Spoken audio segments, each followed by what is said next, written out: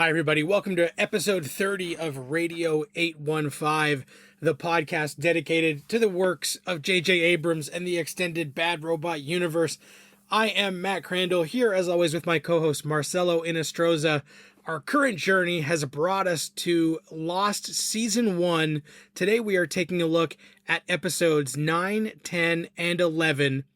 Kicking off episode 9, Solitary, a Saeed flashback episode where Saeed finds the cable running from the ocean into the jungle, follows it, and gets caught in a trap. Basically, he's captured by a mysterious woman, the French woman from the recording, and a lot of this episode focuses on Saeed's backstory, the mysterious photo that he has with him, and this French woman that we come to learn how she sort of got to the island and what has gone on, but there is a ton of mystery surrounding this entire episode. Marcelo, what did you think of Solitary? For me, the selling point of this episode was the showing the backstory of Saeed and his relationship between this young woman who is apparently involved with a terrorist organization that Saeed is investigating through the Republican Guard. I really felt their connection and Saeed's sort of discontent and his difficulty actually torturing this woman. I really connected with that aspect of the story. I did like in this episode that we finally figured out who the woman sending the message was. But I did find it very odd that this woman by the name of Russo would kidnap Saeed and then out of nowhere ask her about this individual that Saeed knows nothing about. Now, of course, we know who this individual is and we know where she is and who took her. But at the time of watching this episode, the first time I ever watched it, I was like, why is this woman asking about this individual that obviously Saeed knows nothing about? Is she completely off a rocker, or is there a point to all this? Yeah, and I think they make Russo she does seem like she has gone crazy from living on the island alone for so long. And especially when she tells the story of, her co-workers or friends got sick and had to be put down. But her saying, where is Alex? Where's Alex? And we're like, who the hell is Alex? Why would she think Saeed would know? And she really doesn't take no for an answer when Saeed's saying, like, I don't know what you're talking about, because she is kind of far gone. So we don't know much about Danielle at this point. Russo, we're trying to sort of piece it together. And yes, if you've seen the show, you know who Alex is and what's gone on there. But I did like that in this, it's really ambiguous, and only in those final moments where, Saeed's like, well, who is Alex? Like this, like, why are you asking me this? And she's like, Alex is my child, and then wanders off into the forest. And that was interesting because it's like, okay, the next few episodes really focus on Claire and her baby. So this is kind of teeing up maybe that there's something more going on with that. Because if this is a woman who is on the island and is missing her child, it makes us start to think that there might be other dangers lurking. What I did really like is that the Saeed backstory is super serious. Like, he was in the Republican Guard and torturing, and, it's like a real Jack Bauer moments where he's trying to get this information. And the Island B plot is so light that it's a nice counterbalance to how heavy everything going on with Saeed is. And that's Hurley builds the golf course so that everybody can just chill out and relax and go golfing, which was like a stroke of genius and so much fun. I absolutely love the fact that, like you said, the A plot in this episode with the Saeed backstory stuff is so goddamn heavy, and the B plot is just Hurley recognizing that everybody is basically burnt out and they need some release. And obviously, this can't be like all Lord of the Flies and they can't all have sex. So Hurley decides to build a golf course and they start playing golf. Towards the end of the episode, when most of the main cast or most of the people that we've been following throughout season 1 are on the golf course, Sawyer shows up. He tries to extend an olive branch to the rest of the survivors to sort of say to them, I'm not really a dick. I'm a dick trying to redeem myself for my past dickery. Sorry, I used the word dick a lot. Well, and that's because they point out to him like, hey man, you know, you're trying so hard to be unlikable that if you just pump the brakes a bit, maybe people actually would come around. And Sawyer gets some good zingers at Jack in the early parts of this episode. One of my favorite lines is when they go to the golf course and Sawyer shows up and he's like, doctor playing golf. Now I've heard everything. What's next? Cop eating a donut? Like, you know, just some fun, lighthearted lines thrown in there, even though the Saeed stuff is about as serious as the show can get with the torture and, you know, him trying to wrestle with his feelings for this woman who he's supposed to be extracting information from. And I like that we see Saeed, you know, do this plan so that Nadia can escape. And we see, you know, him shoot himself and we're like, okay, he's going pretty far to try and set this woman free because he does have feelings, but he does have duties. And then, of course, he tells Danielle that Nadia is dead. So then we're like, oh, dang, what happened? Now, you know, hindsight, we know that maybe he's not telling the truth in that moment. But when you're watching this the first time, it's like, dang, like what happened? Like this guy went so far out of his way for this woman. Like, how does it go so wrong? What happened? So they really get you on the hook caring about these characters who we didn't know much about. Even in the flashbacks, like we had seen the photo of Nadia, but we haven't seen much about her. So I thought that was a nice way to flesh it out and still have some of the levity on the island while this super serious stuff is going on. And so many questions come up from the Danielle storyline of like, what is actually going on this island that we still haven't even scraped the surface at all. I felt that the Saeed and Danielle storyline really set the stage for the overall bigger picture for season 2. A specific group was brought up a lot, brought up indirectly in this episode, and that brings me to my final 2 points that I have about this episode. I love the scene where I believe it's Hurley and it's somebody else, and it's this guy named Ethan, right? Mm-hmm. And I'm like, why are they, like the first time I watched this, I was like, why are they spending so much time on this random guy that we've never seen before? And it was like, it was something so out of left field that the first time I watched it, I really didn't understand why they did it. But of course, all I had to do was watch the next episode and be like, oh, holy shit, he is what? And that brings us basically to the next episode, which is episode 10, Raised by Another, which is a Claire flashback episode where we do find this new castaway that we hadn't met before that showed up in the last episode of Ethan, who is played by Tom Cruise's cousin, William Mapother. And whenever he shows up, I'm like, okay, like this guy's gonna be, he's 90% of the time he like shows up on a show, he's evil. So when he first showed up, I'm like, all right, like what's up with this guy?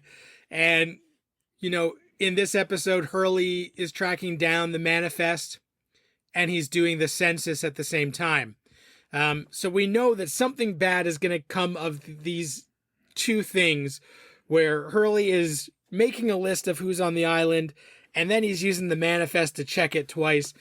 And he meets this guy, Ethan, and says, hey man, Lance. And he's like, no, not Lance, I'm Ethan.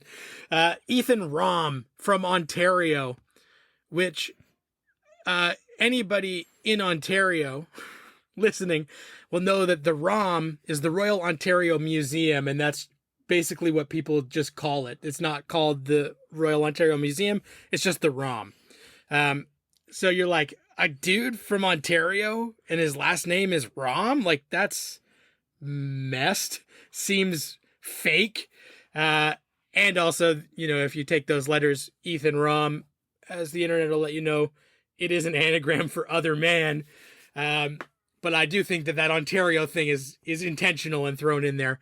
So that's interesting. And by the end of this episode, we know that Ethan is not on the level, and he definitely has some intentions for Claire that don't seem honorable or good, but we aren't quite sure.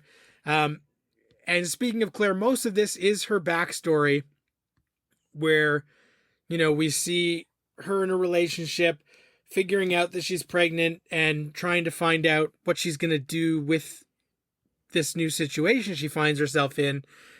And that scene where she goes and gets the, psychic to give her a reading, and he's like, oh shoot, like I can't even go through with this. You got such bad energy around you. For that next part of the episode, you're like dreading, like what did this guy see? And he ends up being horrible, because not only does he then give her the reading and says like, hey, yeah, there's something wrong with this kid. Like if you don't raise him, he's going to be the next Hitler or something. Like we don't know what specifically it is, but like you have to raise him. And since Claire doesn't want to, this is the guy directly responsible for sticking her on this plane, because he does actually have some sort of psychic ability, and he knew this plane specifically was going to go down. So when she that dawns on her, it's like, my God, like what a bastard. It's one thing to be like concerned about something and try and convince someone to give up their baby. You literally condemn someone to what could be death by sticking her on a plane that is going to crash. Just evil, man, pure evil. The thing that makes it worse is that first he comes off as being insincere and concerning when Claire and her friend go see him for the first time, when he just gets this psychic vision of something evil and he refuses to give Claire her reading the first time. So basically, throughout his whole purposes in this episode, he strings her on, which is just awful. And to me, I was like, what purpose could your actions, I mean, what's his end game here? What is really the psychological mindset of some characters who do shit like this? And I was like, there's no point. The only point was to get her on the plane. I really love this episode. Like, for example, the opening sequence of this episode to me was really, really dark, disturbing, and wonderful. And it really bugged me the first time that I watched the episode that Jack really didn't believe Claire. It really bugged me that he didn't give her a second thought. Part of the problem is that because Jack is now the sort of the de facto leader, but he is also a medical professional. If somebody is acting this paranoid and he doesn't think there's a cause for it, he thinks it might be like a medical condition where he's got to give them medicine to treat their stress or their PTSD, because they've all been through this horrific incident, the plane crash. He's quick to just explain it away by it being stress or PTSD, when, we know it's not. But also it's partly, Jack doesn't have a reason to believe that anyone on the plane would have anything to gain from tormenting Claire or going after her and her baby, because he still doesn't know that there's anything other than them on this island. I understand why Jack gets there. It is shitty. Like, you're like, oh, why doesn't he believe her? Why is he making her feel so bad? But if you think like, this guy's a man of science, I can see why he sort of jumps to that conclusion pretty quick. I completely understand that, but even being a man of science, after what he's gone through, especially when he went traipsing in the woods after somebody who he thought was his father, wouldn't he be affected to the point of having belief a little bit more? I think that that's part of Jack's journey in the show, though, is that he is such a guy who's like hard facts kind of guy that as he goes, he starts to realize that maybe not everything is easily explained and he should believe more weird stuff. I think that that's part of kind of the journey Jack is on. There's two more points that I would like to make about this episode. One, the first time I saw this episode made me believe in evil Canadians. Because I love Canadians. Canadians are awesome. Canadians are the nicest people on the planet. But when Ethan's storyline gets revealed, I'm like, an evil Canadian. Look, it's an anomaly. They don't exist. He's a unicorn. What a hoser. Yeah, and the second point is, it's twofold. First of all, I had no idea that he was actually related to Tom Cruise. That's a nice pull, man. I had no idea. Yeah. I seriously had no idea. The last point is the actor who plays Claire's boyfriend is a total dick. He's an asshole. When my birth mother told my dad that she was pregnant with me, my dad had absolutely no second thoughts of bringing me into this world. And it really bugs the crap out of me when I see people in real life run from responsibility. Mm-hmm. And so that particular cog from Claire's backstory, specifically in this episode, bugged the ever-loving shit out of me. Yeah, Claire's boyfriend Thomas is horrible, and him being so quick to kind of want to wash his hands of the whole situation really makes us instantly dislike him and feel more for Claire, because you would expect some empathy or some responsibility, which the guy's not willing to take, which is too damn bad. And the other thing I really liked about this episode was that Charlie and Claire got to spend more time together, so we got to strengthen that dynamic. And when Claire is basically thinking that she's in the throes of labor, and Charlie is like, if I can kick drugs, I can deliver a baby. And the look that she gives him is just, are you fucking kidding me? Those are not the same things. Was one of those really priceless moments. So I really like that. The next episode, the final one of this batch, is All the Best Cowboys Have Daddy Issues, another Jack-centric episode. So we're almost halfway through the season. This is the second Jack episode, and this one does a lot to further explain what we saw in the flashbacks in White Rabbit with Jack and his dad's death, his dad's bender, how things went from the guy being, the head of cardiac surgery or whatever to dead in a alcoholic stupor at Australia.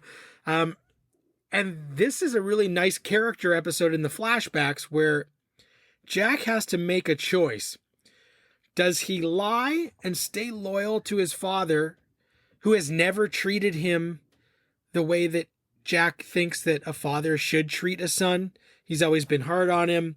He hasn't been very affectionate.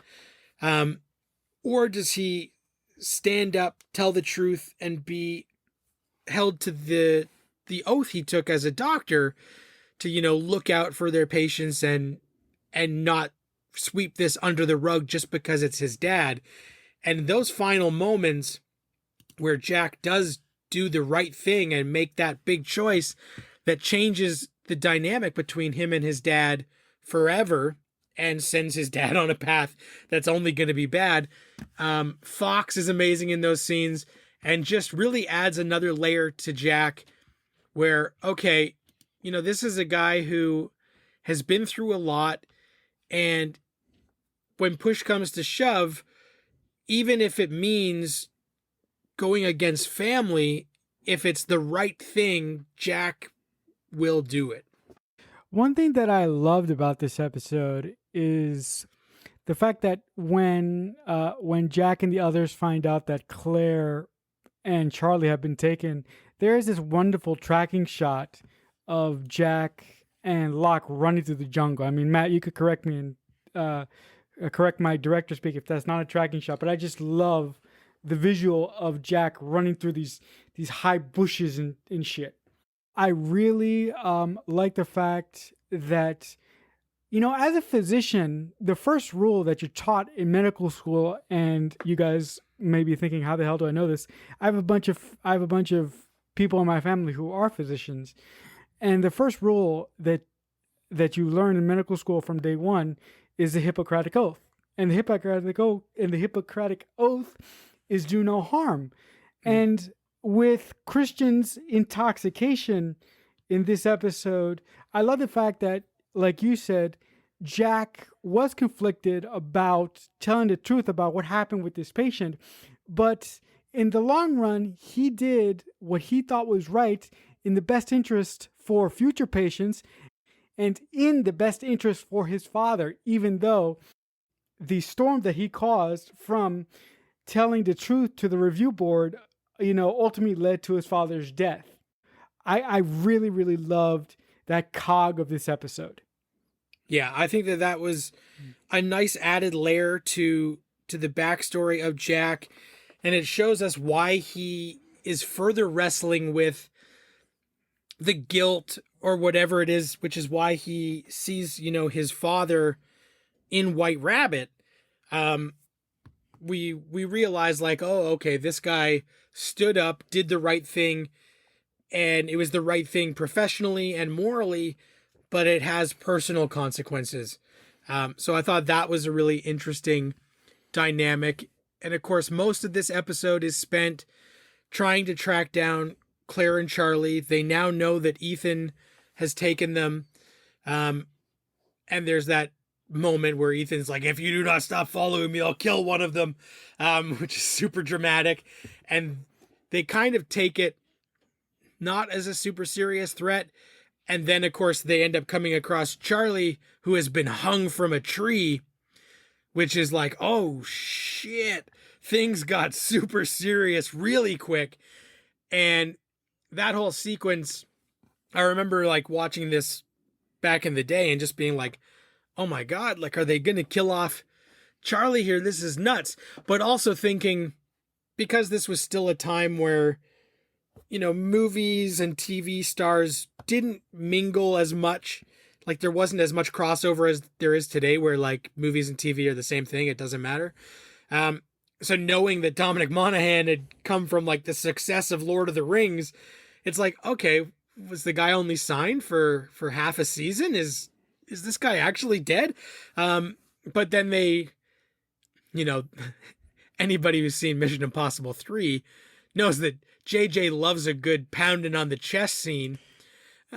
So this was, you know, before MI3 came out, but certainly that's something that I'm sure is just a JJ trademark at this point. It's been his stuff that he's worked on so much that Jack will not give up, even when Kate is saying, like, please stop.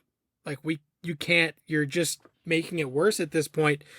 But he can't let it go because, you know, the real world stuff is weighing so heavy on him that he can't lose another one in a similar situation. So he's thinking back to all those surgeries, and that one in specific where he couldn't save the patient, and so he just keeps going. And then Charlie does take that breath and comes back to life, which was nice because, like I said, I really thought that maybe they were going to kill him off. So it was a good fake out. Nowadays, I'd probably be more cynical and be like, "There's no way he's dead." But back then, I was like, "Oh my God, they might be doing this." That whole scene with Charlie being found hung by the tree was exhilarating, and that's the first scene that the show sort of says to you, we're not effing around. You Mhm. know, even one of our main even one of our main casts can die. And I love the fact that throughout the panic of Jack giving Charlie basically punches in the midsection, you start to hear Michael Giacchino's lovely musical score. And if you've seen Lost before, you know what that musical score means. But the first time you hear it, you don't know what it means. Mhm. And I think that his use of that music in that specific scene sort of spoiled some other scenes that come later in the show. I think you have to have really like watched the show over and over again probably to make those associations, and it's something that certainly on a rewatch you probably notice more than you do watching for the first time. And certainly now, where like, if you want to hear Chiquino's life and death or whatever, you can just jump on the internet and listen to it. But at the time, like, I don't know that the show thought whenever they use this music that they're really tipping their hand or anything. But man, yeah, the Chiquino's work is top notch in this episode for sure. Since we started talking about Lost, I feel that we haven't really given Giacchino a tip of the cap, because his music throughout the whole series is on point. And I love Life and Death so much that when I cease to exist on this mortal coil, that is a song that's going to play me out of this world. I've already spoken to my loved ones, and they promised me they're going to play it. Yep. Although I don't know what they're going to play. I mean, they could have been lying to me. They could play something else.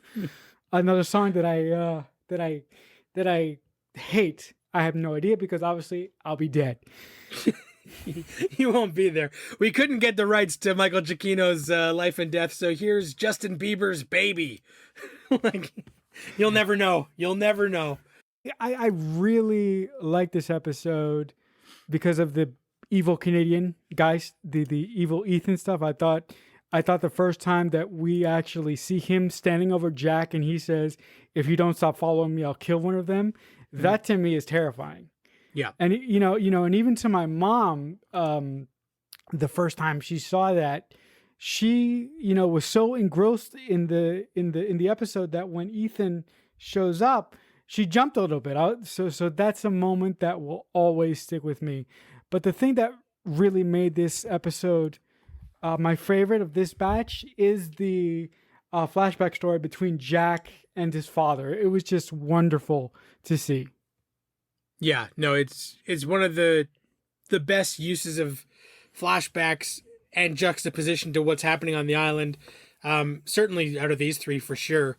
And Jack's story is so interesting to see why he is the way he is, that I really liked all of that. The other stuff that I really dug in this is that while there is some super serious stuff happening, Locke and Boone out tracking, get some funny dialogue where Boone's trying to guess what Locke's job is. And he doesn't believe him when he says that he works for a box company. So I thought that was great. And then they plant a little bit of a seed. Seems like nothing at the time, but 7 episodes from now, we know this one thing. The great scene with Walt and Hugo, Hurley are playing, and he loses the game, and Walt says, "Hey, you owe me $20,000." And Hurley goes, "You'll get it." And we know, yeah, he probably would have gotten it, because $20,000 ain't nothing to Hurley. I thought you were going to bring up the red shirt. Oh, well, the red shirt thing is hilarious too. Yeah, I mean, me being a Star Trek fan, there's all sorts of levels of 10 degrees of Kevin Bacon in that thing. Yeah. Especially if you know where JJ ultimately goes. I thought they were pretty strong. Super entertaining. And we're starting to get into the heart of like what's going on, and are there others, and how many others are there on the island, which is something that we didn't really think was going to be the case from all the other episodes. And of course, this episode ends with that great scene where Boone drops the flashlight, and instead of just hearing a flashlight fall into mud or fall into some ferns, we hear thud, clunk, and they start to clear the mud away, and we see some metal, which of course is going to be something that's going to drive fans crazy for the next 14 episodes and the 6-month wait in between seasons to figure out what the hell this thing is. Like you guys know, when we started this show, I didn't have to suffer with, like Matt had to suffer, and all the other folks who had to suffer week to week watching Lost. But even that moment, the first time that I watched this show through, I was like, what the hell is that? It's what is that? And even rewatching for this podcast, I was like, damn it, I don't want to stop. I thought that this batch of episodes really did a wonderful job in hooking me into this specific storyline that we're going to unravel here for the rest of season 1. Also, I'm really excited for a group of people to show up. I'm so pumped for that. You guys have no idea. Yeah, I think that's great. And you know what I really like in this is why people got so excited about Lost and also so frustrated later, is that even in these episodes now, they're dropping breadcrumbs and showing us small bits of things that won't pay off until much later in the season or further down the road, which just speaks to them having a plan, a great show Bible where they knew what the characters' backstories were and all that kind of stuff, which is why you watch some other shows, like famously 24 was written like 6 episodes at a time, where you can tell that like this chunk, they sort of knew what they were doing, and then they abandoned something for the next 6 episodes because they didn't actually map out entire seasons so meticulously. But this one, Lost season 1, like all the bones are there, and it's just them putting the meat on the bones as they go, which is one of those things that now with streaming and like 10, 13, 6 episodes is really coming back, where we start to get hints of stuff early on that pays off much later. And Lost was one of the ones that really did that in a big way early on. Do you, we're going to veer off course just here a little bit before we say goodbye for this episode, but do you think it's a wise idea as a writer yourself, if you ever develop a TV show, which I hope you do, are you going to do a series Bible first, or or Bible just detailing where the first couple episodes are going to go before you pitch it to somebody? Well, I think nowadays you need to, for sure, have like a very clear roadmap that you don't have to stay loyal to, especially once you get a room together. And if people in the room have better ideas, you always go with the best idea wins. But I definitely think that that's one of those things now that, because so many shows that were started strong and then like petered off, everybody now knows like you got to have some sort of plan, and also like stick your head in the sand. Don't alter course because fans on the internet guessed it, because 90% of your audience is not on the internet reading every detail. So yeah, if I ever decide to write a TV show or anything, I'm hopefully going to have a general plan, but also you need to also realize that, we hear about some shows like a Manifest where they're like, we've mapped out the first 6 seasons. And it's like, well, dude, you guys are going to be lucky to go 3 or 4. So like maybe you need to course correct that, because you're not going to get 6. The show's not that strong, right? No, I mean one of the biggest mistakes that you can make as a showrunner today is put the car before the horse. Yeah, right? And that's what so many shows and movies do, where like, you watch a movie that was nothing but an ad for like 4 movies they're hoping to make, but then that movie tanks and they never get to do the sequels or spin-offs. And you're like, if you had just made a great movie the first time, you might have actually got those sequels that you'd spent nothing but an hour and 20 minutes setting up. The Mummy, hello. As much as I love the guy who directed it, Come on, that's a big giant commercial for the Dark Universe. Well, yeah, And we all that's know like how that went. that's the perfect example where, if they had spent more time not building a universe but making a great movie, then they might have actually gotten their universe. So that's that. If you guys have any comments, tweet us, let us know. Hashtag Radio815. If you want to get in touch with me, Twitter at Matt Crandall is the best spot. Marcelo, where should they reach you? If you guys want to get in touch with me and talk to me about anything, also the best place to reach me is on Twitter. I'm at CreekFanatic88. And one final thing I'll just mention, if you are a fan of Lost like we are, and you're listening to this and you haven't read it, there was an awesome article on Vulture this week, an interview with Daniel Day Kim, where he talked about his whole career, and it's terrific because the guy's amazing. But he did mention some stuff about how hard it was making Lost, and to your point where there was so much Korean in the dialogue. So if anybody was interested in that point that you were bringing up last week, about that being a groundbreaking sort of thing on TV, check out the article, the interview with Daniel Day Kim that's on Vulture right now, because it was a great read. Also, before we go, I would just like to say hi to our new fans in actually New Zealand. So thank you, New Zealand audience, for watching our show and giving us a shot. So next week, we will be back as we continue our journey on the island. We will be talking about episodes 12, 13, and 14 of this first season of Lost. So stay safe, stay cool, enjoy some good TV, and we will talk back soon.